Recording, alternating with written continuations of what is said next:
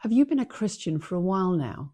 You love Jesus, but sometimes you just feel there must be more. I know exactly how that feels.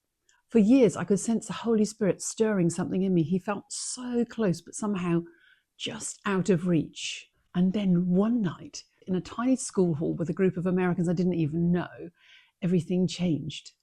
A closeness with God opened up that I didn't even know was there, was possible. Today, I want to tell you about how I came to be baptized in the Holy Spirit and prayed in tongues for the first time. That thing that had been building in me for so long before that night, and why that night changed everything about how I walk and talk with God. But my story doesn't start in that school hall. It starts at university when I became a Christian, and I was completely overwhelmed by God's love and forgiveness. But at that point, I didn't take it any further. It wasn't until years later I was married and I had a baby son. And one day I had flu. I was lying in bed reading all day.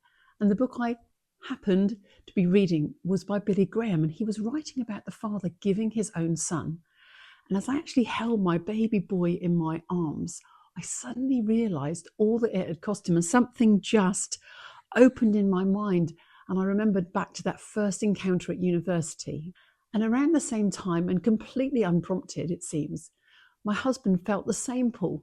And within weeks, we walked into a church together for the first time since our wedding day. But after months of going to church, I began to have, I guess, a longing. I'd read the book of Acts and I'd looked at these men and women and their boldness, the power they had, and the closeness to God they seemed to experience. And then I looked at my church and at my own life, and I thought, something's missing. Now, I knew there was controversy around the baptism of the Holy Spirit and speaking in tongues, so I didn't feel I could talk to anyone at church about it. So instead, I began to quietly cry out to God by myself. I didn't tell a soul. I would kneel on the bedroom floor and just pray, saying, God, if there's something more of you, I want it. And sometimes I could actually sense something bubbling up inside me, almost like there were new words trying to form, but I just couldn't give voice to them. You know, sometimes when you're trying to remember something and you can't quite get it, but it's almost there. It felt like that. It was like I was standing on the edge of something I couldn't step into. And I knew that the Bible promised this amazing promise, this verse in Ephesians that says, don't be drunk with wine, but drink the Spirit of God, huge draughts of him. And whatever that fullness was like, I wanted it. And then one night, someone invited me to a meeting in a little school hall in the middle of absolutely nowhere. There were a group of Americans leading it. It was nothing fancy. It was just an evening of worship.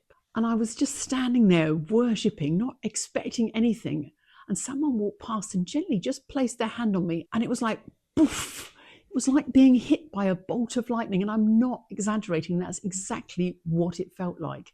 I couldn't have stayed standing if I tried. Just the weight of the Holy Spirit and the power with which she fell on me. I just literally sat in my seat, and I knew instantly this was it. This was what I'd been asking for, praying for, inviting. This was what I'd been longing for all the time. And I think it was pretty obvious to everyone around me that something had happened, and someone came over and asked, have you ever spoken in tongues? And I said, no. So a few of us were invited up to the front, and they laid hands on us and they just said, speak out. And all of a sudden, those words that had been bubbling up just poured out. It was something I'd never experienced before. And actually, it's a bit embarrassing. I was so excited and so loud that eventually they asked me, could you just be a bit quieter? Could you go back to your seat and sit down? But what I remember most about that experience was this joy, this sense that something new had been opened up, something that could never close again. And it hasn't. That closeness with God, with the Holy Spirit, it's never gone away. And I think if I'm honest, looking back, before that night, my faith felt a little bit like all the cars I drove in my early years. I started out with a little rusty Mini. It was a classic, but not exactly powerful. Then moved on to a Citroen, you know, the kind with the suspension that has to sort of rise up before you can even drive it. But then for my 50th birthday, I got to drive a yellow Ferrari.